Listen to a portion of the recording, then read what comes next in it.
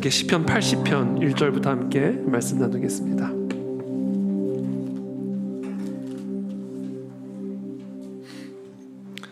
시편 80편 1절부터 19절까지 저와 여러분들이 한 절씩 교독하겠습니다. 저부터 읽겠습니다. 요셉을 양떼같이 인도하시는 이스라엘의 목자여 귀를 기울이소서. 그룹 사이에 좌정하시니여 빛을 비추소서.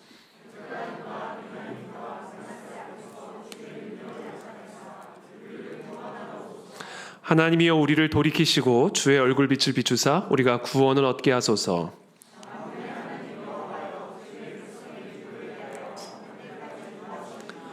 주께서 그들에게 눈물의 양식을 먹이시며 많은 눈물을 마시게 하셨나이다.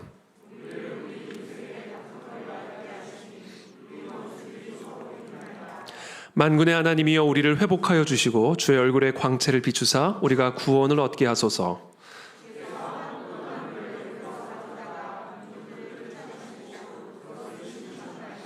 주께서 그 앞서 가꾸셨으므로 그 뿌리가 깊이 박혀서 땅에 가득하며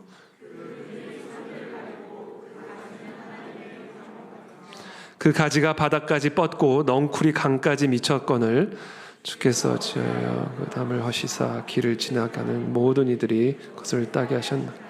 숲속의 멧돼지들이 상의하며 들짐승들이 먹나이다. 만군의 하나님이여 구하옵나니 돌아오소서. 하늘에서 굽어보시고 이 포도나무를 돌보소서. 주의 오른손으로 심으신 줄기요 주를 위하여 힘있게 하신 가지니이다. 그것이 불타고 배임을 다 주의 면책으로 말미암아 멸망하오니 주의 오른쪽에 있는 자 곧 주를 위하여 힘있게 하신 인자에게 주의 손을 얹으소서.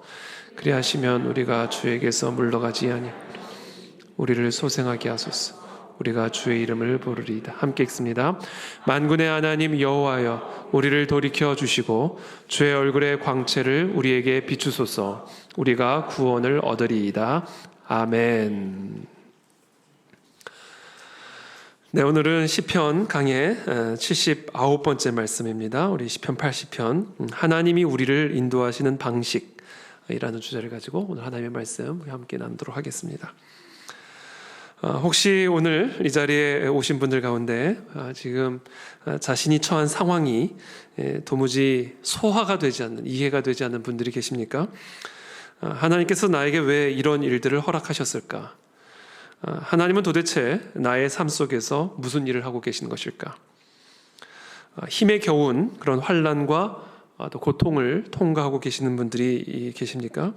그런 상황 때문에 마음의 기쁨이 사라지고 특별히 믿음이 흔들리고 계시는 분들이 혹시 계십니까? 그런 분들 계시면 손 한번 들어보시죠. 없으시군요. 오늘 설교를 마치도록 하겠습니다. 그렇다면 여러분들이 반드시 믿으셔야 되는 게 있습니다. 혹시라도 앞으로 그런 일들이 있다면 여러분들이 반드시 붙들어야 할 진리가 있습니다. 그것은 바로 하나님이 우리의 목자가 되어주신다라는 사실입니다. 하나님은 목자가 양떼를 인도함과 같이 우리를 인도하고 계시는 우리의 목자이십니다. 그러므로 비록 때로는 우리가 처한 상황이 이해가 되지 않을지라도 하나님이 도대체 왜 나에게 이런 일들을 허락하실까? 지금 나의 삶 속에서 일어나고 있는 일들이 이해되지 않고 소화되지 않을 때 저와 여러분들은 꼭 붙들어야 합니다. 하나님은 이런 상황 속에서도 나의 목자가 되신다. 그것이 오늘 시편 80편 1절의 말씀입니다. 우리 함께 한 목소리로 읽겠습니다. 시작. 요셉을 양떼같이 인도하시는 이스라엘의 목자여 귀를 기울이소서. 그룹 사이에 좌정하시니여 빛을 비추소서. 하나님은 우리의 목자이십니다. 이것보다 우리에게 더 큰 위로가 되는 말씀이 없죠. 그리고 우리는 하나님의 양떼입니다. 그래서 하나님은 양떼를 인도하는 목자와 같이 우리를 인도하시는 분이세요. 그러므로 우리가 도무지 이해되지 않는 그런 상황 가운데 있을 때 하나님이 우리의 목자가 되어주신다는 사실을 이해해야 할 뿐만 아니라 하나님이 또는 목자가 과연 양떼를 어떻게 인도하는가, 그걸 이해를 하면 하나님이 우리를 어떻게 인도하시는가를 이해할 수가 있습니다. 왜냐하면 하나님은 목자고 우리는 양떼이기 때문에, 그것이 성경이 우리에게 가르쳐 주시는 하나님이시기 때문에 우리의 삶 속에서 하나님이 우리를 어떻게 인도하시는가, 하나님이 나를 인도하시는 방식이 무엇인가를 이해하고자 한다면 실제로 목자가 양떼를 어떻게 인도하시는지를 여러분들이 이해하시면 됩니다. 그러면 하나님이 이래서 나를 이렇게 인도하시는구나를 이해할 수가 있게 되는 것이죠. 양떼는 절대로 스스로의 힘으로 살아갈 수가 없는 동물입니다. 양떼는 그래서 반드시 인도함을 받아야만 살 수 있는 존재입니다. 즉 양떼는 자신을 인도하는 목자가 반드시 필요한 존재입니다. 그래서 양떼의 행복은, 양떼의 생명은 전적으로 목자에게 달려 있습니다. 목자가 먹여줘야 먹을 수 있고, 목자가 돌봐줘야 돌봄을 받을 수가 있는 존재가, 목자가 인도해줘야 인도함을 받을 수 있는 존재가 양떼, 그게 우리 인간입니다. 우리는 반드시 인도함을 받아야만 살 수 있는 존재예요. 동아프리카 선교사의 자녀로 태어나서 8년 동안 직접 양을 치는 목자 생활을 경험했던 필립 켈러라는 작가가 있습니다. 이 필립 켈러가 실제로 목자의 경험에서 얻은 이 양에 관한 지식을 바탕으로 시편 23편에 대한 묵상집을 쓴 일이 있습니다. 그 책에서 이 필립 켈러는 모든 양떼의 행복이, 양떼의 전적인 생명이 전적으로 100% 목자가 제공하는 관리에 달려있다. 목자하기 나름이다. 자신의 그 목장에 근접해 있던 이웃 목장을 관리하던 한 목자는 자신이 본 사람 중에 자기 양떼에 대해서 가장 무관심한 목자였다라고 말합니다. 그는 자기가 돌보던 양들의 상태에 대해 전혀 관심이 없었다라고 합니다. 그래서 그의 땅은 언제나 버려진 채로 방치되었고 그 목자는 양떼를 위해 전혀 시간을 내지 않았다. 여름이건 겨울이건 제멋대로 돌아다니고 꼴을 그냥 알아서 찾아 먹도록 방치했다. 결국 그 양들은 사나운 짐승과 도둑들의 희생물이 되었습니다. 양들이 다치고 질병과 기생충으로 고통을 당해도 그 무정하고 이기적인 목자는 자신의 양떼들에 대해서 아주 냉정하고 무관심해 보였습니다. 필립 켈러는 그 불쌍한 양들을 볼 때마다 사단 마귀와 죄의 권세 아래 비참한 모습으로 방치되어 있는 그런 인간들의 모습이라는 사실을 깨닫게 되었다라고 고백을 하고 있습니다. 또 저는 이번 필립 켈러 책을 읽으면서 또 혹시 내가 그런 목자는 아닐까 아주 면밀하게 살펴보는 그런 또 은혜가 있었습니다. 목자에게 달려있다, 양떼의 상태는. 제가 더 열심히 하겠습니다. 여러분들의 안전이, 여러분들의 영적인 생명이, 안위가, 행복이 목자에게 달려있다는 것이죠. 우리 주변을 둘러보면 정말 대단한 명성과 부유함을 가진 사람들이 참 많이 있습니다. 그럼에도 불구하고 그 사람들의 마음은 항상 궁핍하고 메말라 불행한 삶을 살아가고 있는 것을 보게 되죠. 반대로 상대적으로 가진 것도 없고 명성도 없는 사람들이 많이 있습니다. 그러나 그럼에도 불구하고 그들은 평안하고 기쁘며 베푸는 삶을 살아가게 되는 것을 우리가 보게 됩니다. 그 이유가 무엇일까? 그들의 목자 때문입니다. 사단 마귀를 자신의 목자로 삼은 사람들은 그 사람이 얼마나 많은 것을 성취했고 갖고 있든지 상관없이 죄의 권세 아래 묶여 궁핍함과 메마름의 고통 가운데 살아가게 됩니다. 왜냐하면 사단이 자신의 목자이기 때문에 그래요. 반면에 예수 그리스도를 자신의 목자로 삼은 자들은 비록 이 세상에서 상대적으로 이루고 성취하는 것이 부족하다 할지라도 목자가 그리스도이시기 때문에, 목자가 하나님이시기 때문에 그 목자가 베푸시는 은혜와 축복 속에서 평강과 기쁨으로 살아가게 된다라는 것이죠. 여러분, 인간의 행복은 우리의 목자에게 달려 있습니다. 우리의 목자는 누구십니까? 사단 마귀입니까? 하나님이십니까? 우리는 죄의 권세의 돌봄을 받고 있습니까? 하나님의 사랑의 돌봄을 받고 있습니까? 예수 그리스도만을 우리의 목자로 삼으시기를 축복합니다. 그때 우리는 진정한 행복과 평강과 소망을 누리게 되어 있다. 그런데 문제는 분명히 여기 계신 우리 모두는 예수 그리스도를 우리의 목자로 삼았는데, 분명 여호와 하나님이 나의 목자이심을 나는 알고 있고 믿고 있고 고백하고 있는데, 지금 내 상황을 보면 나의 목자가 하나님이 아닌 것 같은 거예요. 기생충이 둘러붙었으면 당장 달려 나와서 떼내 주셔야 하는데, 나 몰라라 하고 계시고, 숲속의 멧돼지들과 들짐승들이 목장에 쳐들어와서 양떼들을 해치고 잡아먹고 있으면 즉각적으로 목자라는 분이 나와서 그 들짐승으로부터 우리를 보호하시고 지켜주셔야 되는데, 그냥 먼 산 쳐다보듯이, 남의 일 쳐다보듯이 바라만 보고 계시는 것 같고, 그런 느낌이 드는 거예요. 그러니까 분명히 나는 하나님이 나의 목자로 믿고는 있는데, 하나님이 그런 식으로 하시니까 하나님에 대해서 자꾸 섭섭한 마음이 들기 시작하고, 하나님이 정말 나의 목자가 맞나? 나는 정말 하나님의 양떼가 맞나? 그것이 맞다면 하나님이 정말 나를 지금 인도하고 계시는 것이 맞나? 도대체 지금 나의 이런 상황을 어떻게 해석하고 이해해야 할까? 혼돈이 들어오는 거죠. 혼돈이. 지금 시편 기자가 고백하고 있는 상황이 바로 그런 상황으로 생각되어집니다. 2절부터의 말씀을 한번 제가 읽어드리겠습니다. 에브라임과 베냐민과 므낫세 앞에서 주의 능력을 나타내사 우리를 구원하러 오소서. 그렇죠? 하나님이여 우리를 돌이키시고 회복해달라는 얘기입니다. 주의 얼굴빛을 비추사 우리가 구원을 얻게 하소서. 만군의 하나님 여호와여, 주의 백성의 기도에 대하여 어느 때까지 노하시리까? 기도를 하는데 돌아오는 건 하나님의 진노. 도무지 이해할 수가 없는 것이죠. 주께서 그들에게 눈물의 양식을 먹이시며 많은 눈물을 마시게 하셨나이다. 우리를 우리 이웃에게 다툼거리가 되게 하시니 우리 원수들이 서로 비웃나이다. 만군의 하나님이여 우리를 회복하여 주시고 주의 얼굴의 광채를 비추사 우리가 구원을 얻게 하소서. 하나님이 우리의 목자이시지 않습니까? 우리는 하나님의 양떼 아닙니까? 그러니까 하나님의 얼굴의 광채를 비추셔서 우리를 하루속히 구원하여 주옵소서. 그러면서 8절부터 지금 이 이스라엘 백성들이 처한 상황을 포도나무의 비유를 가지고 설명합니다. 주께서 한 포도나무를 8절에 애굽에서 가져다가 민족들을 쫓아내시고 그것을 가나안 땅에 심으셨나이다. 주께서 그 앞서 가꾸셨으므로 그 뿌리가 깊이 박혀서 땅에 가득하며 그 그늘이 산들을 가리고 그 가지는 하나님의 백향목 같으며 그 가지가 바닥까지 뻗고 넝쿨이 강까지 미쳤거늘. 이 하나님이 애굽에서 이스라엘 백성들을 건져내셔서 가나안 땅에 심으시고 가나안 땅에서 생육하고 정복하고 다스리게 하신 사건을 지금 설명하고 있는 것이죠.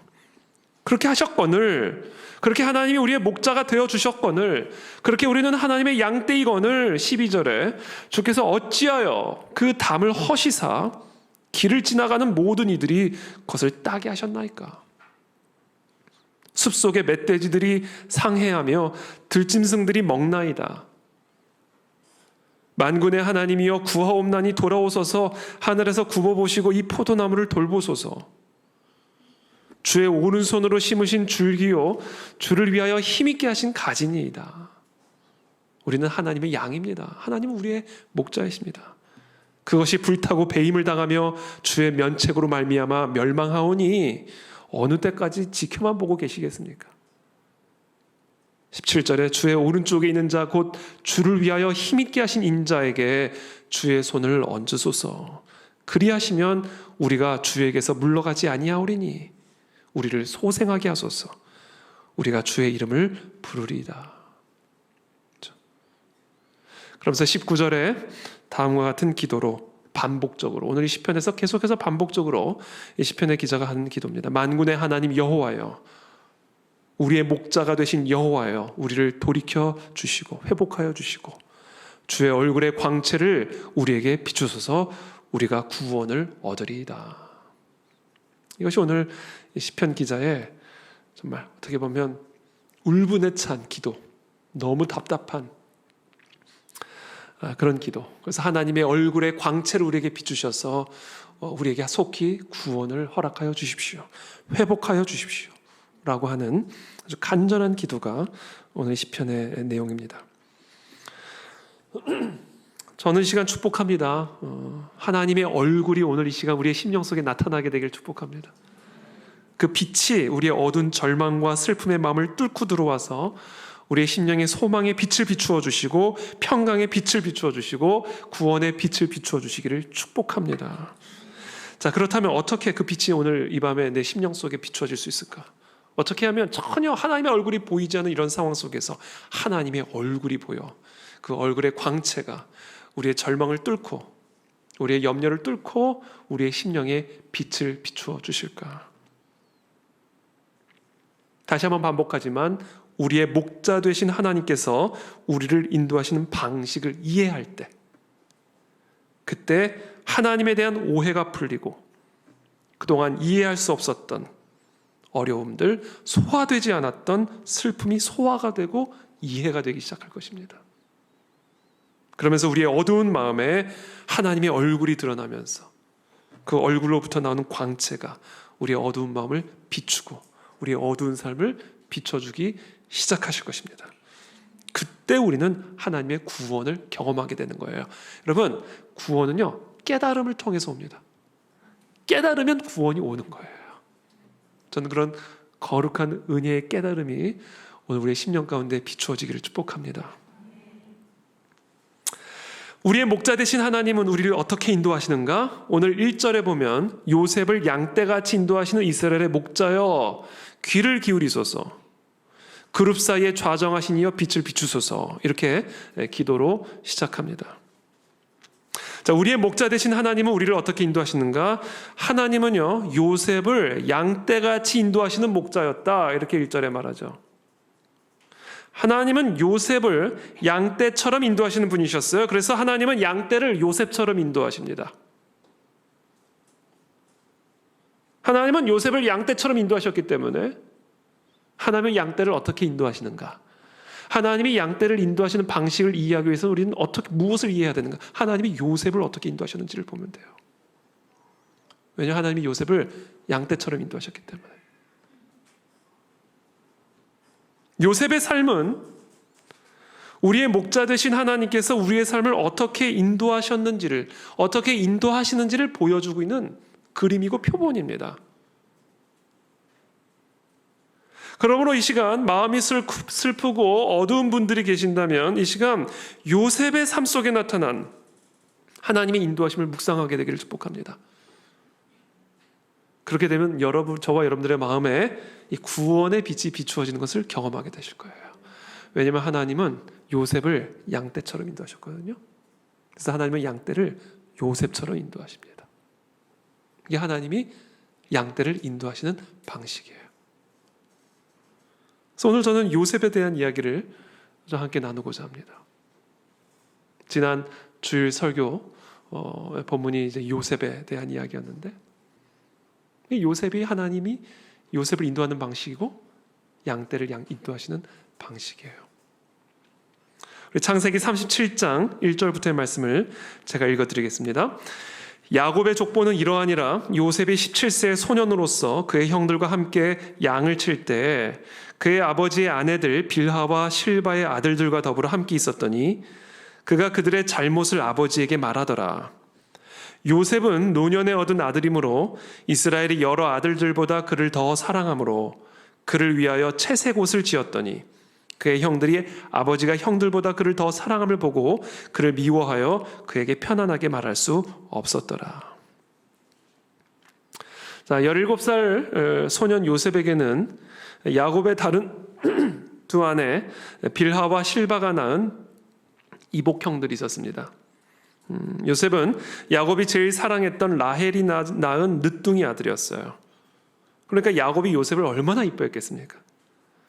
야곱이 라헬을 편애했듯이 야곱은 라헬이 낳은 요셉을 편애했습니다.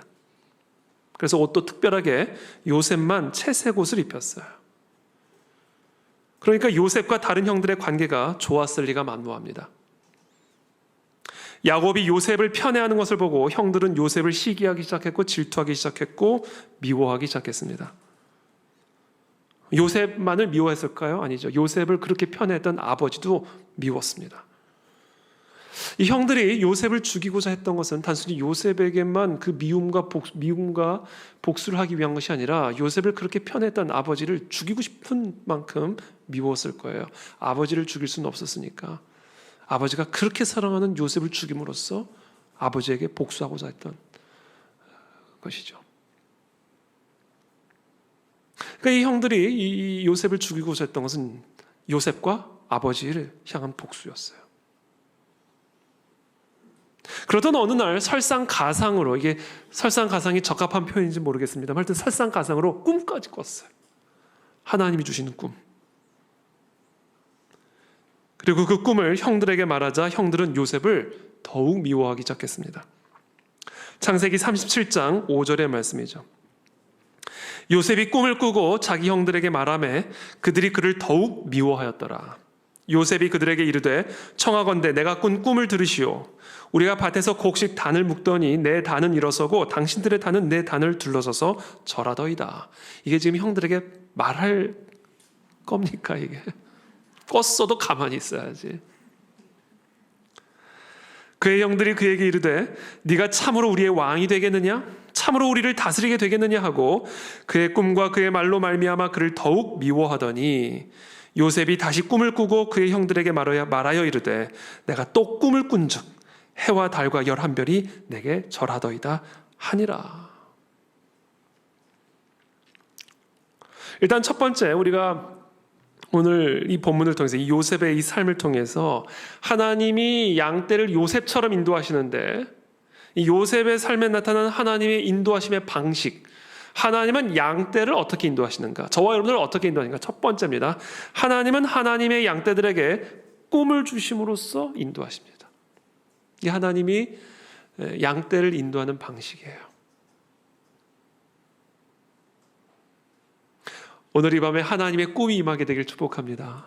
하나님의 꿈을 품으시길 축복합니다. 하나님은 하나님의 백성들을 꿈을 주시고 인도하셔요. 하나님이 주시는 꿈을 비전이라고도 부르고 사명이라고도 부릅니다. 하나님이 주시는 꿈은 내가 꾸는 꿈이 아니라 하나님이 꾸게 하시는 꿈이에요. 하나님의 꿈은 내가 하고 싶은 일이 아니라 하나님이 하라고 하시는 일입니다. 그래서 그 꿈의 주인은 그 꿈을 꾼 사람이 아니라 그 꿈을 꾸게 하신 하나님이에요. 그래서 이 꿈은 포기될 수 없고 중단될 수 없고 반드시 성취됩니다. 왜? 하나님이 주신 꿈이기 때문에 그래요. 그래서 하나님의 꿈이 우리에게 임하면요, 하나님이 그 사람을 인도하기 시작하세요. 왜? 하나님의 꿈이 그 사람 안에 있기 때문에.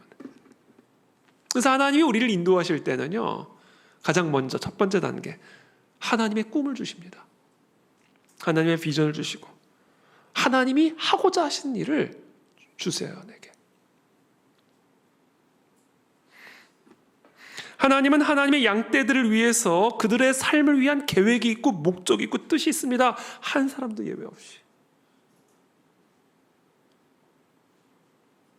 그래서 모든 인간들에게는요, 존재의 목적을 위해 살아가고 싶은 본능이 있어요. 모든 인간은 그저 생존하기 위해 사는 존재가 아니라 자신의 존재 목적을 위해 살아가고 싶은 본능을 갖고 있습니다. 그게 본능이에요. 왜냐하면 하나님이 모든 사람들에게 삶의 계획과 목적이 있거든요. 사람은 그 계획과 목적을 알든 모르든 그것을 위해 살고 싶은 본능을 갖고 있습니다. 그래서 자신이 무엇을 위해서 사는지를, 내가 존재하는 이유와 목적이 무엇인지를 정확하게 이해를 하지 못하면요, 불행할 수밖에 없어요. 모든 게 허무하고 무의미할 수밖에 없습니다. 행복한 삶의 비밀은 내가 사는 존재의 이유, 인생의 궁극적인 목적을 발견하고 그 목적을 위해 살아가는 삶에 있습니다. 여기에 행복한 삶의 비밀이 있어요. 그 사람은요, 아무리 가난해도 행복하고요, 아무리 공격을 받아도 행복하고, 아무리 병이 들어도 행복합니다.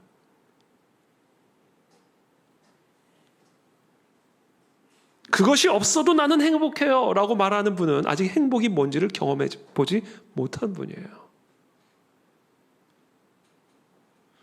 진정한 행복은 하나님이 나를 창조하신 목적, 그리고 하나님이 나를 이 땅에 두신 그 이유를 알고 그것을 위해서 달려갈 때, 그것이 내가 살아가는 이유가 되고 목적이 되어질 때, 그때 그 사람은 그 누구보다도 강한 사람이 되고 그 누구보다도 행복한 사람이 되는 것입니다. 왜냐하면 하나님이 그 사람을 인도하시기 때문에 그렇습니다.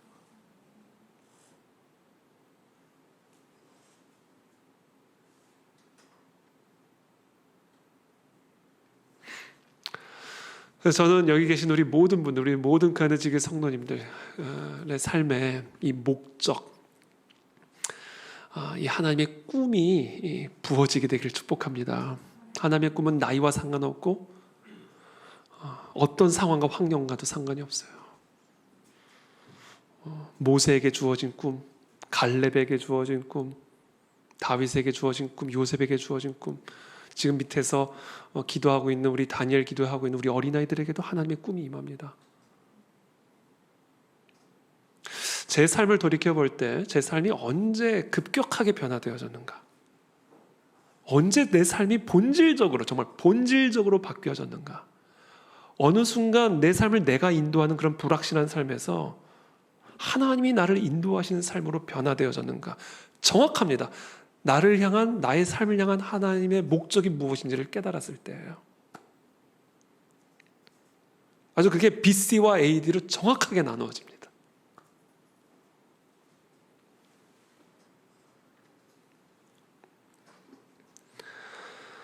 자, 그렇다면 하나님께서 나의 삶을 향해 갖고 계신 그 꿈과 목적, 그 비전을 내가 어떻게 발견할 수 있을까?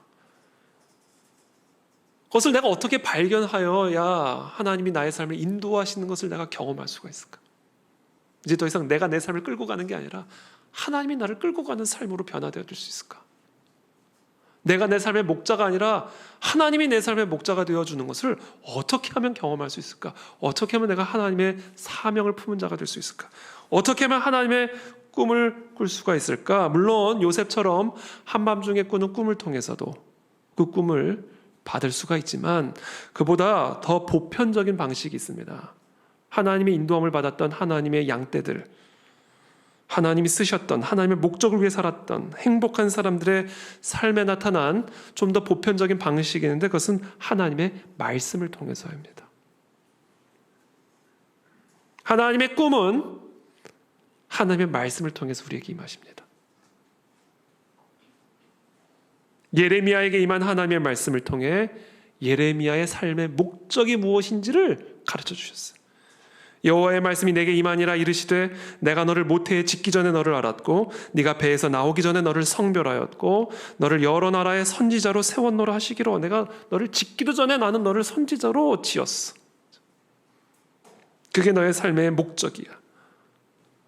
내가 이르되 슬프도소이다 주 여호와여 보소서 나는 아이라 말할 줄을 알지 못하나이다 하니 여호와께서 내게 이르시되 너는 아이라 말하지 말고 내가 너를 누구에게 보내든지 너는 가며 내가 네게 무엇을 명령하든지 너는 말할지니라. 삶의 주도권이 완전히 바뀐 거예요. 내가 말하고 싶은 말을 하는 게 아니라 이제 하나님 말하라는 걸 말하는 삶을 살아가는 거예요. 내가 가고 싶은 곳에 가는 게 아니라 내가 가라는 곳에 가는 거예요. 이게 하나님의 인도하심을 받는 삶입니다.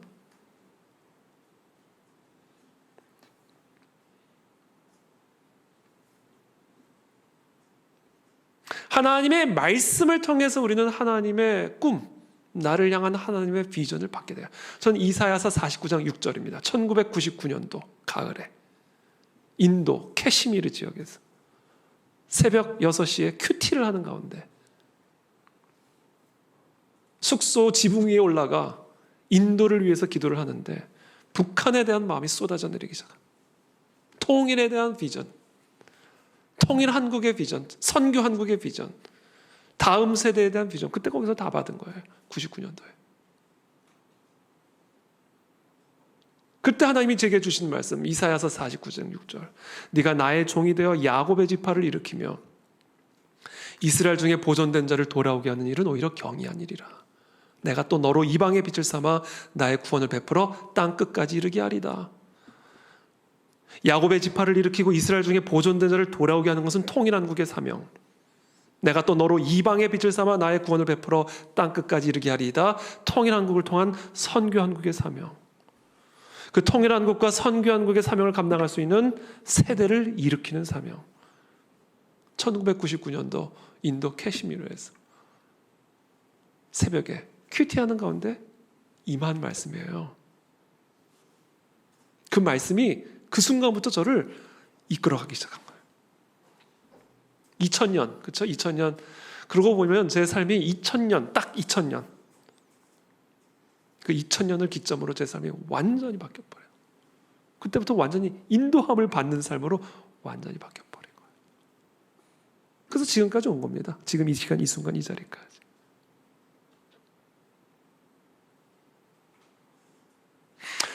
하나님의 꿈은 또한 하나님의 말씀을 통해서 임하지만 또 어떤 방식을 통해서 우리에게 임하냐면 내 안에 있는 거룩한 분노를 통해서 하나님의 꿈이 무엇인지를 깨닫게 됩니다.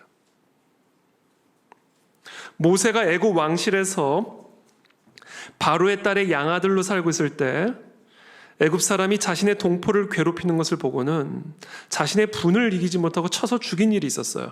그 일이 발각되자 모세는 애굽 왕실을 떠나 광야로 들어가 거기서 40년 동안 모세의 장인 이드로의 양떼를 치는 목자가 되었죠. 그러던 어느 날 떨기나무에 불이 붙었는데도 그 떨기나무에 불이 타서 사라지는 게 아니라 떨기나무가 그대로 원형이 보존이 되는 상태에서 불만 붙어 있는 거예요. 아주 기이한 광경이죠. 있을 수 없는 초자연적인 일이죠. 이 풀에 불이 붙었는데 풀이 사그러지지 않고 그대로 원형이 보존되고 있는 거예요. 아주 기이한 일이죠. 근데 그때 하나님이 이 떨기나무 안에서 모세에게 말씀을 하시는 겁니다. 뭐예요?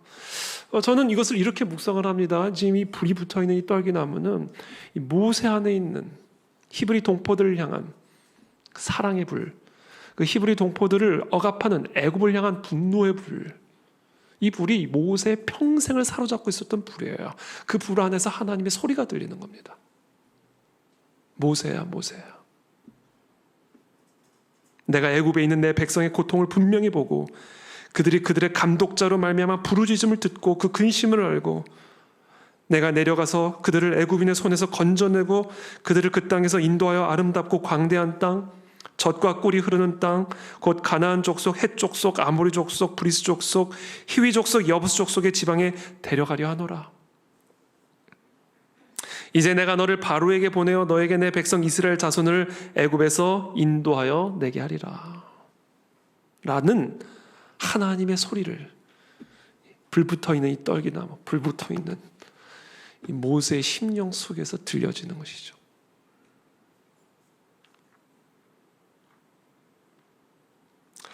저는 그와 같은 하나님의 꿈이 저와 여러분들의 심령에 불붙게 되기를 축복합니다.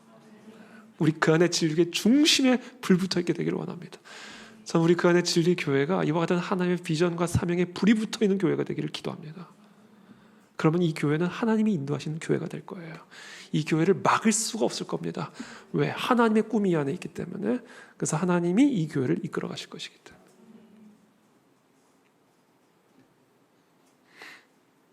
근데 이 꿈이, 이 놀라운 위대한 하나님의 꿈이 요셉을 향한 형들의 시기와 미움을 더 한층 강화시킨 거예요. 이 하나님의 꿈이. 창세기 37장 10절의 말씀입니다. 그가 그의 꿈을 아버지와 형들에게 말하매 아버지가 그를 꾸짖고 그에게 이르되 네가 꾼 꿈이 무엇이냐? 나와 네 어머니와 네 형들이 참으로 가서 땅에 엎드려 네게 절하겠느냐? 그의 형들은 시기하되 그의 아버지는 그 말을 간직해 두었더라. 아버지의 편애에다가 채색 옷도 모자라가지고 이제는 하나님의 꿈까지 받았어요. 게다가 그 꿈의 내용이 요셉을 향한 형들의 미움에 기름을 붓는 꿈이었습니다. 꿈을 받은 것도 모자라서 그것을 형들에게 나눴어요. 제 생각에는 요셉이 형들을 이겨먹으려고 그랬던 게 아닌가 싶어요. 형들은 요셉을 시기하고 있었고, 그러니까 분명히 요셉을 의도적으로 무시했을 것이고 윽박질렀을 것이고, 거기에 지고 싶지 않았던 요셉은 아마 자기 아빠가 사준 채색 옷을 입고 그 앞에서 알짱거리면서 형들을 자극했을 겁니다. 네가 그래도 나는 채색 옷이다. 그러면서 거기다가 꿈까지 얹은 거예요. 그것도 형들이 자기 앞에 절하는 꿈을. 이게 결국 요셉에게 화근이 되죠. 그 전까지는 그냥 요셉이 미웠어요. 근데 그 꿈을 듣고는 이제는 죽이고 싶어졌어요. 왜? 그 꿈을 죽여야 되니까. 창세기 37장 18절의 말씀, 요셉이 그들에게 가까이 오기 전에 그들이 요셉을 멀리서 보고 죽이기를 꾀하여 서로 이르되 꿈꾸는 자가 오는도다. 자, 그를 죽여 한 구덩이에 던지고 우리가 말하기를 악한 짐승이 그를 잡아먹었다 하자. 그의 꿈이 어떻게 되는지를 우리가 볼 것이니라 하는지라. 자, 우리는 여기서 형들의 이 사악함을 보기도 하지만 동시에 요셉의 이 미성숙함을 보게 됩니다. 지금 이 장면은 분명히 요셉에게 주시는 하나님의 꿈을 죽이기 위한 사탄이 형들의 시기와 질투를 사용한 게 분명하죠. 왜냐하면 요셉을 통해 이스라엘이 만들어지고 이스라엘을 통해 그리스도가 오시니까. 마치 예수님이 다 태어나자마자 헤롯을 통해 예수님을 죽이려고 했듯이, 모세가 태어나자마자 바로를 통해 모세를 죽이려 했듯이 요셉에게 하나님의 꿈이 임하자마자 요셉을 죽이고 싶었을 거야, 사탄은. 그래서 이 형들의 시기와 미움을 사용해서 요셉을 죽이고자 하는 것이죠. 그러나 동시에 이 형들의 이 미움과 시기의 질투 안에는 분명히 사탄의 역사가 있지만, 그러나 동시에 거기에 기름을 부은 요셉의 미숙함도, 미성숙함도 한 몫을 했죠. 여러분, 이 미성숙한 그릇에 하나님의 꿈이 부어지게 되면 그 꿈이 위기에 처하게 됩니다. 요셉의 모습을 통해서 하마터면 요셉이 죽음으로써 하나님의 꿈이 위기에 처할 뻔했잖아요. 이 미성숙한 그릇에 하나님의 꿈이 부어지게 되면 그 꿈이 위기에 처해요. 요셉과 같이 17살짜리 미성숙한 소년에게 하나님의 꿈이 임했으니 이것은 17살짜리 소년에게 애굽 총리를 맡기는 것만큼이나 위험한 일이에요. 하나님은 17살 소년 요셉에게 애굽의 총리가 되는 꿈을 보여주셨습니다. 그러나 그렇다고 해서 17살 소년이 바로 애굽의 총리가 되어서도 안 되고 될 수도 없는 것이었어요. 17살 소년과 애굽의 총리 사이에는 너무나 큰 거리가 존재합니다. 그래서 하나님은 17살 요셉에게 꿈을 주신 다음에는 그 꿈을 감당할 수 있는 사람으로 준비시키고 훈련시키기 위한 과정을 시작하세요. 마치 우리가 여행을 떠날 때 먼저 목적지를 정한 다음에 그 목적지를 향해 나아가는 그런 과정이 있는 것처럼, 하나님의 꿈을 받은 요셉은 그 꿈의 성취를 위한 과정이 필요했습니다. 우리는 그 과정을 시련이라고 부릅니다. 그러니까 하나님의 꿈을 받은 사람이 그 꿈의 성취를 향해 가는 과정의 이름이 뭐야? 시련이에요, 시련. 시련을 통해서 17살짜리 요셉이 애굽의 총리가 될 수가 있는 겁니다. 두 번째, 하나님이 하나님의 양떼를 인도하는 방식. 그래서 하나님은 하나님의 양떼에게 시련을 주시는 방식으로 인도하십니다. 하나님은 하나님의 양떼에게 꿈을 주시고 그 꿈의 성취를 위해 시련을 주십니다. 이게 하나님이 하나님의 양떼를 인도하는 방식이에요. 요셉을 인도하는 방식입니다, 그게. 하나님의 꿈을 품은 자를 꿈의 성취를 향해 인도하시는 방식이에요. 시련이에요, 시련.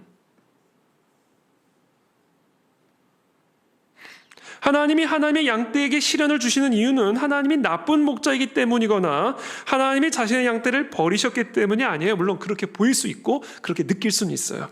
그래서 혼돈스러울 수 있습니다. 그러나 그건 사실이 아니에요.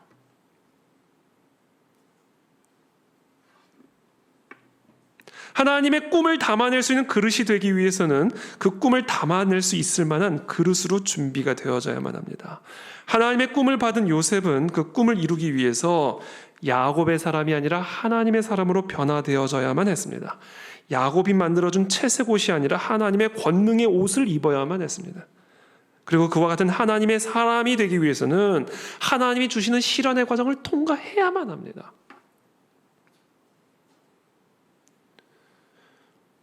여러분, 국가대표 선수가 그냥 국가대표가 되는 게 아니죠. 국가대표로서의 아주 혹독한 훈련의 과정을 통과해야 국가대표 선수가 되는 거예요. 그냥 17살짜리 요셉에게 하나님의 꿈이 덜컥 임했다고 해서 그 사람이 그냥 애고의 총리가 될 수 있는 게 아니에요. 하나님이 주시는 꿈은 하나님이 주시는 시련을 통해서 성취가 되는 거예요. 이게 하나님이 양떼를 인도하는 방식입니다.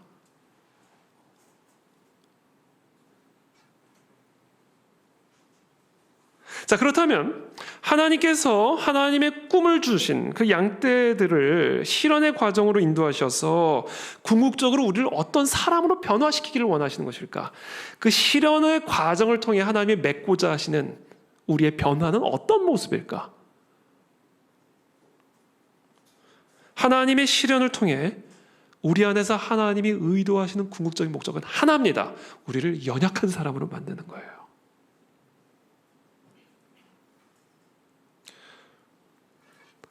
아멘이 없는 걸 보니까 우리에게 실현이 필요한 게 분명합니다.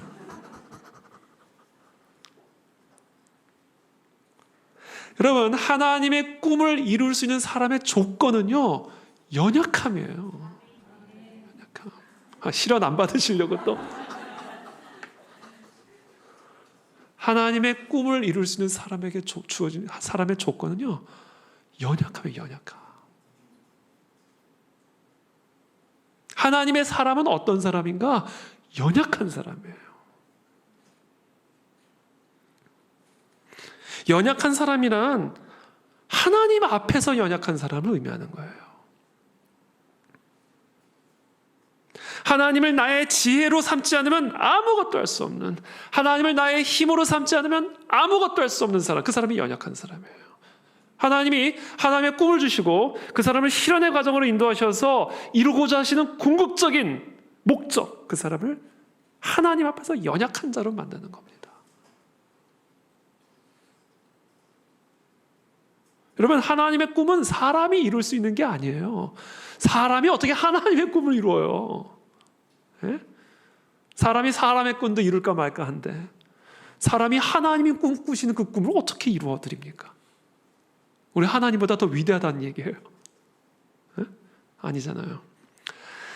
하나님의 꿈은 사람이 이룰 수 있는 게 아니에요.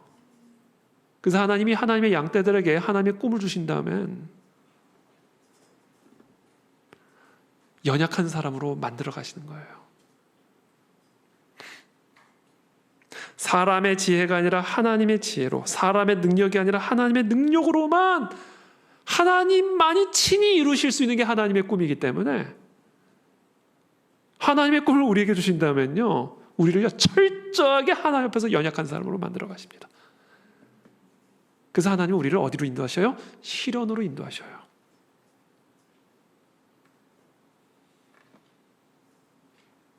여러분, 양떼들이 갖고 있는 가장 큰 문제, 저와 여러분들이 안고 있는 가장 큰 문제는 연약함이에요. 그게 우리의 문제예요. 그런데 그게 왜 문제냐면요, 연약한 주제에 강하다고 생각하고 있는 거예요. 그게 우리의 문제예요. 그게 우리의 연약함이에요. 그래서 하나님이 우리를 너무 연약해서 쓸 수가 없는 거예요. 왜? 한 치 앞도 못 보면서 10년 후를 계획하고 있으니까.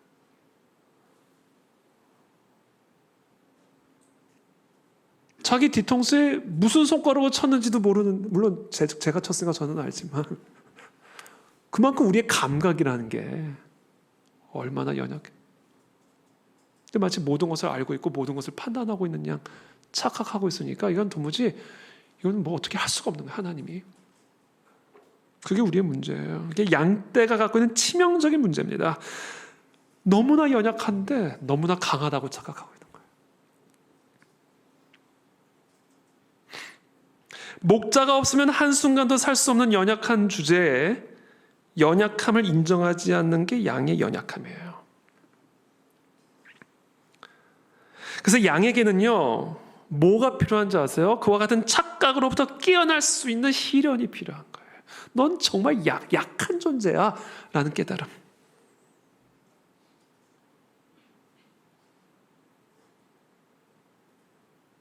정말로 너희들은 연약한 존재니까 제발 그 연약함을 인정하고 목자 대신 하나님만을 너희의 힘과 능력으로 삼아야만 해 라는 깨달음이 우리에게 필요한 거예요. 그 깨달음을 얻기 위해서 우리에게 필요한 게 뭔지 아세요? 시련입니다. 시련이 와야 우리에 대한 환상이 깨져요. 내 지혜와 내 능력에 대한 환상이 깨집니다. 착각에서 벗어나요. 난 진짜 한 치 앞도 알 수 없는 존재구나.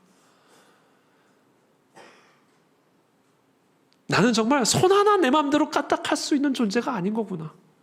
내가 오늘 이렇게 일어날 수 있는 거, 말할 수 있는 거, 호흡할 수 있는 거, 오늘 하루도 이렇게 살 수 있었던 이 모든 거, 이건 다 내 힘과 내 능력으로 할 수 있는 게 아니구나.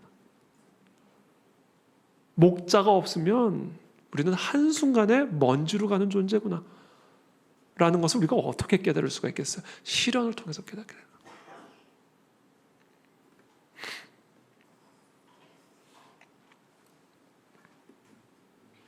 요셉은 그런데 너무 강했어요. 17살짜리 소년이 너무 강했다는 거예요. 아버지의 막강한 편애를 받고 있었고, 모든 사람들이 부러워할 만한 채색 옷을 입고 있었고, 게다가 요셉에게는 하나님의 꿈이 있었어요.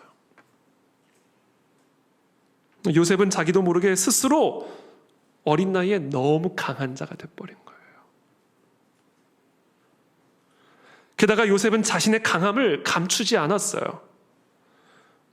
오히려 형들 앞에서 그 강함을 과시했습니다. 그 결과 형들의 마음 안에는 시기와 미움이 날마다 더 커져갔습니다. 자신들을 너무 초라하게 만들어버린 요셉과 요셉의 꿈을 형들은 죽여버리고 싶었어요. 그 꿈을 완전히 망쳐놓고 싶었어요. 그리고 그렇게 만들 수 있다고 생각했어요. 자, 이와 같은 형들의 시도와 생각 안에는 분명히 마귀의 역사가 있어요. 그러나 그것조차 하나님이 허락하신 거예요.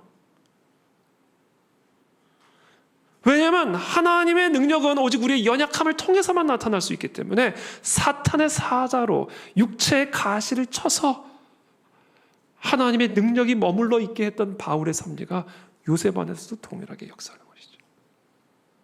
이게 하나님의 양떼들을 실현으로 이끌어 가시는 이유입니다. 이게 하나님이 양떼들을 인도하는 방식에서 우리가 이거를 이해하면 전혀 혼돈스러워할 필요가 없어진다는 것이죠.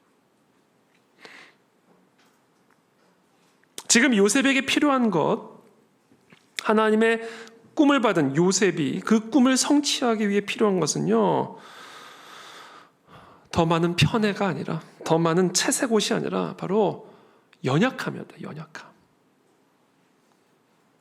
요셉에게는 연약함이 필요했어요.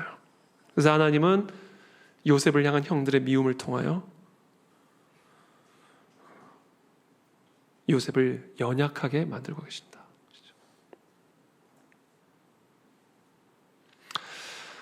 이것이 하나님께서 우리에게 시련으로 인도하시는 이유입니다. 우리 모두가 다 연약해지기를 축복합니다. 이게 하나님이 우리를 인도하시는 방식이에요. 그래서 우리의 삶에 이해할 수 없는, 소화되지 않는 가시들, 공격들, 고통들, 아픔들, 여러분, 이 모든 것들이 헛되게 지나가지 않게 하십시오. 그 모든 것들이 다 우리를 약하게 만든 일에 일조하게 만드세요. 찔렀으면 안 아픈 척 하지 말고 그 찌름 때문에 연약해지셔야 됩니다.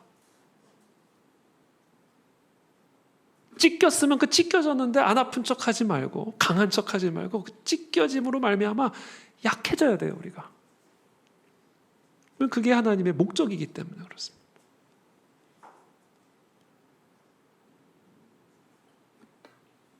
근데 여기서 우리가 반드시 꼭 기억하고 넘어갈 사실은, 하나님은 우리에게 분명히 시련을 허락하시지만 분명히 선이 있고 한계가 있다. 그래서 그냥 안심하고 약해지셔도 돼요. 하나님 우리에게 허락하신 시련, 우리를 죽이기 위함이 아니라 약하게 만들기 위함이기 때문에 정확하게 그 선과 한계를 지켜주십니다.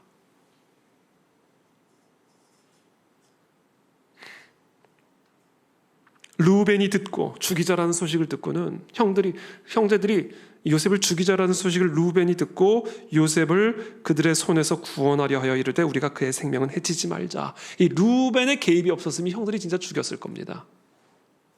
선이 있어요, 선. 그래서 그를 잡아 구덩이에 던지니 그 구덩이는 빈 것이라 그 속에 물이 없었더라. 물이 있었으면 익사예요. 물을 쫙 빼놔주신 거죠.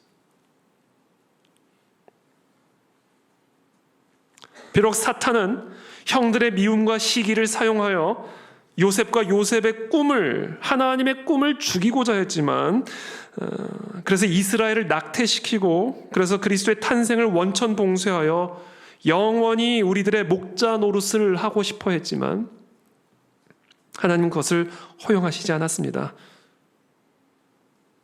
하나님의 꿈은 하나님이 우리의 목자가 되시는 것에 있었기 때문에 사탄이 우리의 목자가 되고자 하는 그 사탄의 꿈을 절대로 내버려 두실 리가 없죠. 그래서 하나님은 요셉에게 꿈을 주셨고 그 요셉을 시련 가운데로 인도하셔서 그 꿈의 성취를 향해 인도하고 계시는 거예요. 정확한 선과 한계 속에서. 그게 지금 우리의 삶 속에서 행하고 계시는 목자 되신 하나님의 일이십니다. 그 하나님을 찬양하시길 축복합니다.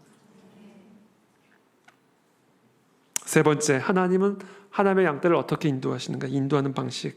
하나님은 하나님의 양떼에게 꿈을 주시고 시련을 주신 다음에 동시에 그 시련으로부터 돌봄을 주십니다. 여러분, 산에는 푸른 초장만 있는 게 아니죠. 협곡도 있고 위험한 낭떠러지도 있습니다. 저도 한번 인도에 갔을 때 어린 목자가 목동이 이 양떼들을 쫙 데리고 그 산을 넘어가는데 그 아주 그냥 그 좁은 그 낭떠러지, 그 좁은 그 협곡을, 좁은 그 길을 떨어지면 낭떠러지인데 그 길을 목자가 양떼들을 쫙 인다고 가더라고요. 그 모습이 장관이었어요. 여러분, 목자가요, 양을요, 푸른 초장으로만 데려갈 수가 없어요. 푸른 초장에 있으면 그 땅이 다 버려버려요. 푸른 초장에만 그냥 방치를 해둬버리면요, 풀을 다 먹고 땅까지 다 파버리기 때문에 그 땅 자체가 황폐해져 버립니다. 그래서 자꾸 데리고 다녀야 돼요. 이곳저곳을. 이곳저곳을 산속에서 데리고 다니려다 보면 산이 그냥 평평대로만 있는 게 아니잖아요. 협곡도 만나고 낭떠러지도 만나고 비탈길도 만나고. 목자가 다 양떼들 먹이기 위해서 그런 길들을 어쩔 수 없이 갈 수밖에 없는 거예요.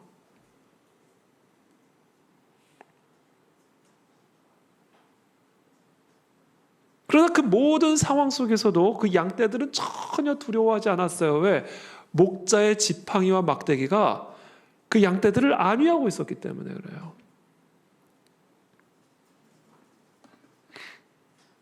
형들에 의해 애굽의 노예로 팔려간 요셉은 이제 거짓 누명으로 인한 감옥으로 인도함을 받습니다.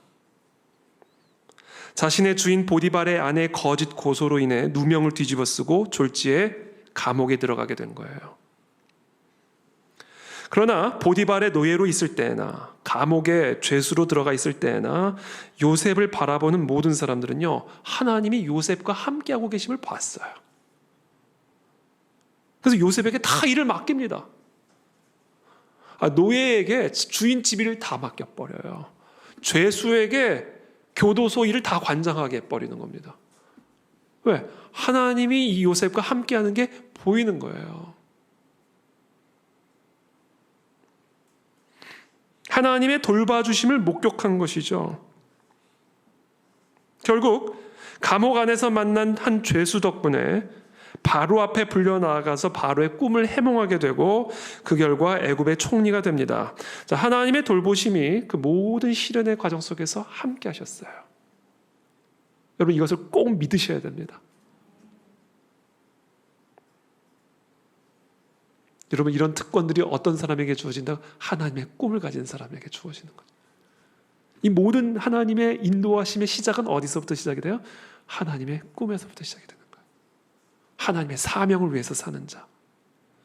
하나님의 사명을 위해 살아가는 교회, 하나님의 사명을 위해 살아가는 가정, 하나님의 사명을 위해 살아가는 나라와 민족에게 이와 같은 하나님의 인도하심이 주어진다는 것입니다.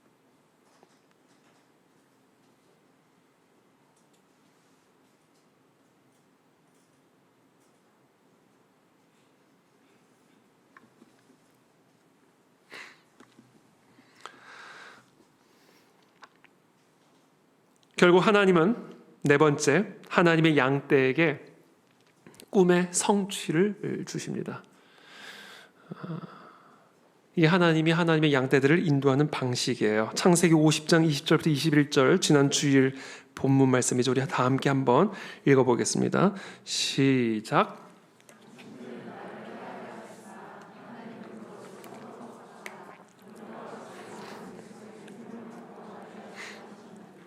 당신들은 두려워하지 마세요.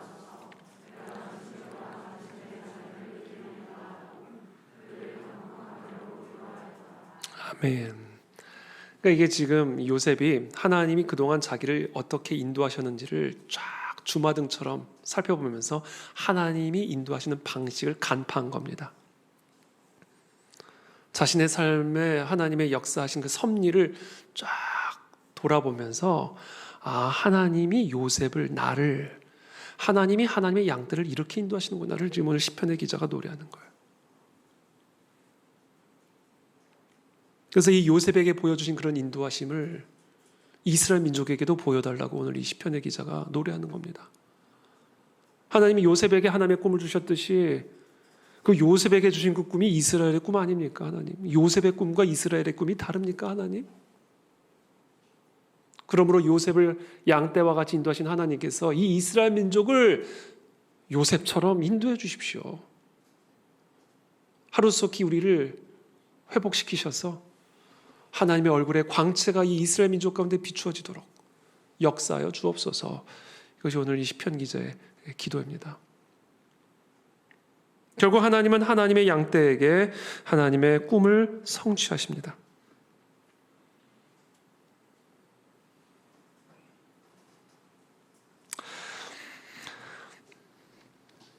하나님께서 요셉의 삶을 지금 우리가 어떻게 인도하셨는지를 지금까지 살펴봤습니다.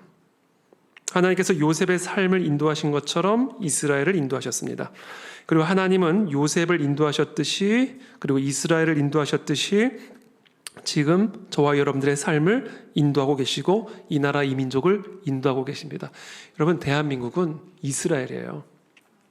저는 대한민국은 요셉이라고 확신합니다.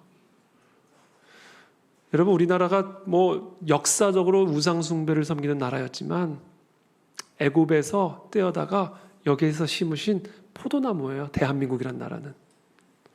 기도로 시작했잖아요.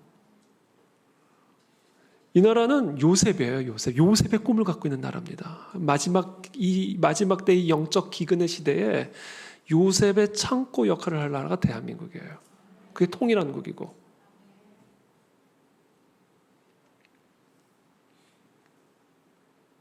그래서 하나님은 대한민국을 요셉처럼 인도하고 계셔요. 하나님은 이 대한민국의 역사를 이스라엘의 민족처럼 인도하고 계십니다. 그와 같은 역사관을 가지고 우리가 기도해야 된다. 하나님은 반드시 하나님의 꿈을 우리에게 주셨을 뿐만 아니라 우리에게 시련을 주셨고, 그러나 그 시련 속에서 하나님이 기가 막히게 돌보시잖아요. 그 속에서 하나님은 지금 꿈의 성취를 향해 이끌어가고 계십니다. 이 비전을 가지고 우리는 그 안에 진리교회를 세워가는 거예요.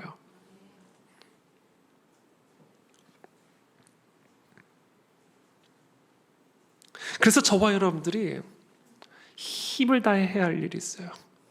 날마다 더 약해져야 됩니다. 우리가 약해지면 하나님이 일을 하세요. 하나님이 양떼들에게 주신 고난은요, 양들을 훈련시키기 위함이에요. 여러분, 고난 가운데 혹시 계신다면 우리는 고난을 어떻게 이해해야 되냐면 하나님의 훈련으로 이해하셔야 돼요. 훈련이에요, 훈련. 약해지는 훈련. 하나님의 훈련은 세상에서의 훈련과 정반대예요. 세상 군대에서 군사를 훈련하는 목적은요, 연약한 군사가 되게 하기 위함이 아니에요. 강한 군사가 되게 하기 위함이지. 국가대표 선수를 훈련하는 목적은 연약한 선수가 되게 하기 위함이 아니라 강한 선수가 되게 하기 위함입니다. 그러나 하나님의 훈련은 정반대예요. 우리를 강하게 하시기 위함이 아니라 우리를 연약하게 하시기 위함이에요. 연약해져서 하나님만을 의지하는 자가 되게 하기 위한 것이 하나님이 우리를 훈련하시는 목적이에요. 그래서 우리는 고난 가운데 있을 때 이것은 훈련이다라고 받아들이셔야 돼요.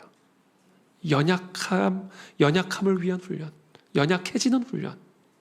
우리는 이 훈련을 받아야 돼요. 그래 우리 안에 있는 하나님의 꿈을 하나님이 성취하십니다.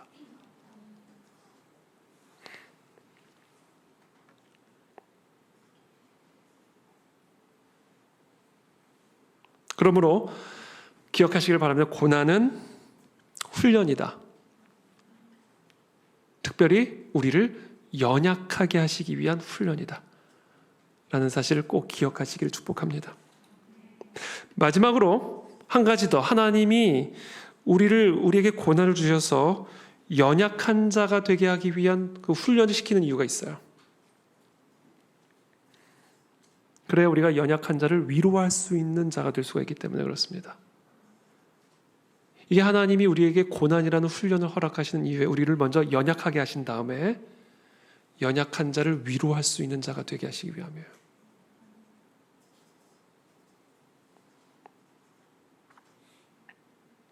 요셉은 위로하는 자가 아니라 자랑하는 자였습니다.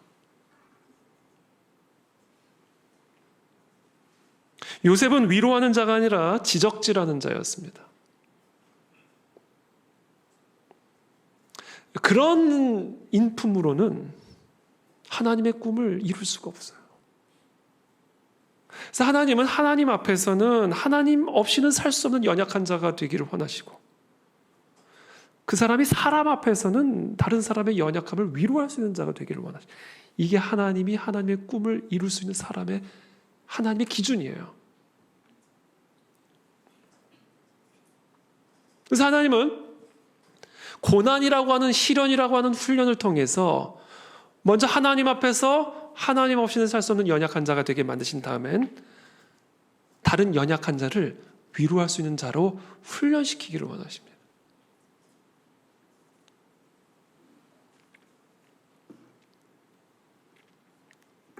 저와 여러분들은 연약한 자를 위로하는 사람입니까? 연약한 자들 앞에서 자랑하는 사람입니까? 연약한 자들을 위로하는 사람들입니까? 아니면 연약함을 지적질하는 사람입니까? 저도 오늘 설교를 준비하면서 제가 목자로서 나는 연약한 자를 위로하는 자인가, 연약한 자들을 지적하는 사람인가를 반성해 봤어요. 연약한 사람의 그 연약함을 내가 충분히 동정하는 사람인가, 아니면 그걸 동정하지 못하는 사람인가. 목자로서의 자질이 거기에 달려 있는 거구나라는 것을 오늘 설교를 준비하는 것 때 성령께서 깨우쳐 주셨어요.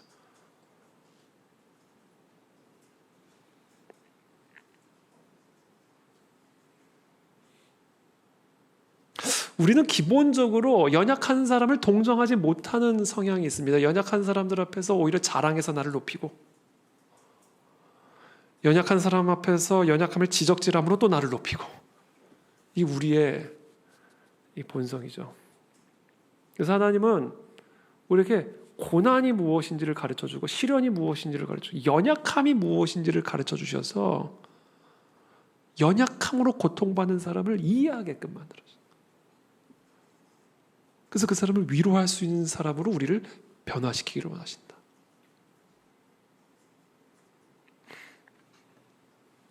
우리가 흔히 이제 연애를 할 때 그렇다고 그러더라고요. 연애를 할 때 또는 뭐 부부가 오빠, 제가 좀 연기를 해볼게요. 오빠, 우리 회사 팀장 진짜 이상하지 않아? 그럼 그때 오빠가 그 팀장 완전 또라이야 이래줘야 된다는 거예요. 그 팀장 진짜 이상해. 야, 그런 팀장이 어디 있냐? 그렇게 함께 동정을 해줘야 된다는 얘기예요. 근데 우리나라 대부분의 남자는 그 시점에서 컨설팅을 하기 시작한다. 한국 남자들 다 경영학과 나왔잖아요. 그러니까 막 화가 나가지고 너무 기분이 나빠가지고 오빠한테 와가지고 좀 동정을 받으려고 그러는데 거기서 컨설팅이 들어가는 거야. 가만히 생각, 너도 문제 있어. 이렇게 너도 문제 있어. 지금 네 문제가 뭔지 알아? 군대를 안 갔다 온 게 문제야. 군대를 안 갔다. 여자들도 다 군대 갔다 와야 돼. 그러면서 이제 군대 안 갔다 온 거 가지고 군대를 안 갔다 왔으니까 조직의 특성을 이해하지 못하는 거잖아. 니네 팀장은 너 때문에 더 힘들다고. 내가 너랑 살아봤잖아. 그러면서 나 완전 객관적이야. 그러면서 얘기하는 거죠. 이게 우리의 모습이다. 우리의 모습. 저의 모습은 아니에요.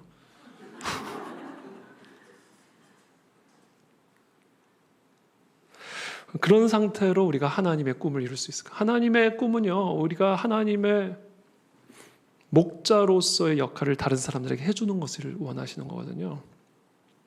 우리를 왕 같은 제사장으로 부르셨고, 하나님은 우리를 통해 목자가 필요한 자들을 하나님께로 인도하는 목자, 작은 목자로 우리를 사용하기를 원하신단 말이에요. 하나님을 모르는 사람들이 하나님을 어떻게 알겠어요? 그게 바로 하나님의 백성들을 통해서 목자 되신 하나님을 만날 수가 있는 거란 말이죠. 근데 그게 하나님의 꿈인데, 근데 우리가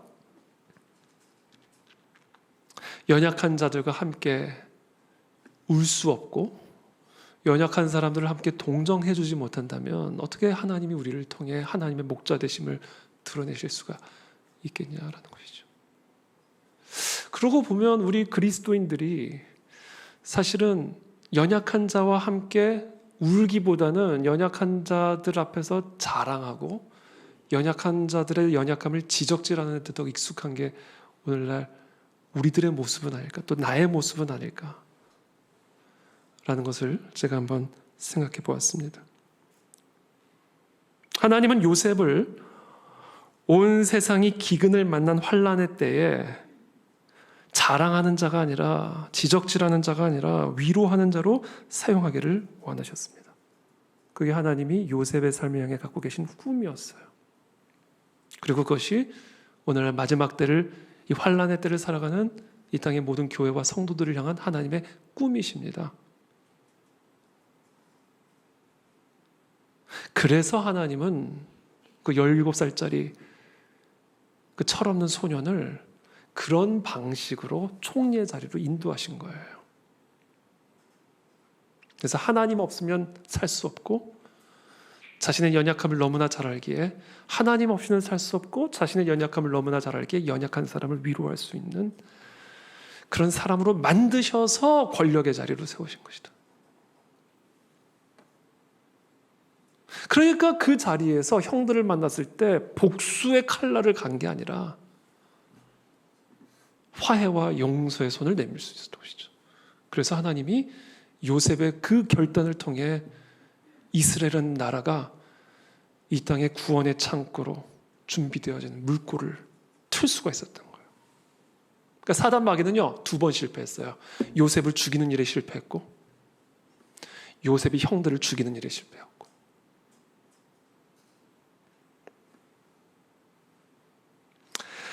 이제 말씀을 맺겠습니다. 로마서에 보면 사도 바울이 우리에게 이렇게 말씀하십니다. 즐거워하는 자들로 함께 즐거워하고 우는 자들로 함께 울라. 오늘 본문 말씀을 묵상하면서 또 하나님이 요셉을 인도하시는 이 모든 방식을 묵상하면서 그리고 그 모든 목적을 제가 묵상하면서 오늘 결론이에요. 하나님이 우리에게 원하시는 거. 즐거워하는 자들과 함께 즐거워할 수 있고 우는 자들과 함께 울 수 있는 자들로 변화시키기를 원하십니다. 이 땅의 교회가 이런 교회로 변화되기를 원하세요. 그게 하나님의 꿈이세요.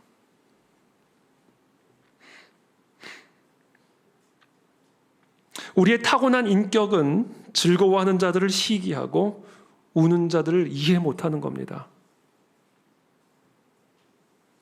오직 고난을 통해 인간의 나의 연약함을 배울 때 그때 비로소 우리가 즐거워하는 자들과 함께 즐거워할 수 있고 우는 자들과 함께 울 수 있는 하나님의 사람이 될 수가 있습니다. 요셉에게 주어진 이 시련의 시간들은 훈련의 시간이었습니다. 연약함을 훈련받는 시간이요, 더 나아가 연약한 자들을 위로할 수 있는 자로 훈련받는 시간이었습니다. 요셉은 이와 같은 시련의 시간을 통해 연약한 자, 위로하는 자로 변화되었습니다. 요셉은 억울함이 무엇인지를 배웠기 때문에 억울한 자를 위로할 수 있는 자가 될 수 있었고, 요셉은 배신이 무엇인지를 뼈저리게 경험했기 때문에, 요셉은 유혹이 무엇인지를 뼈저리게 경험했기 때문에 그들을 도울 수 있었고 그들을 위로할 수가 있었습니다. 자, 요셉은 그 모든 시간을 통해 한마디로 정리를 하면 사람을 배웠어요. 사람. 철없는 사람은 자기가 사람인데도 사람이 어떤 존재인지를 몰라요. 그래서 성숙하면 야, 너 사람 됐네 그러잖아요.